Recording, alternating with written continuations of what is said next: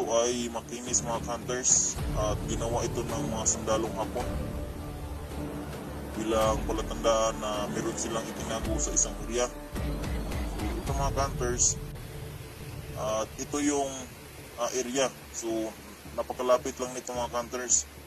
So tingnan natin yung area mga hunters.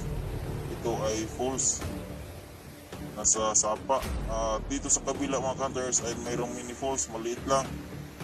So dito nila nakuha yung deposito sa gilid kung saan mayroong mini falls. So dito lang sa gilid mga hunters. So ito yung butas na pinaglagyan at nakuhanan na ito mga hunters ng mga foreigner.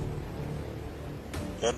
So malalim ang butas na ito mga hunters, hanggang tuhod yung butas na ito. Yan. At tingin ko mga hunters ay marami-rami rin yung nakuha nila.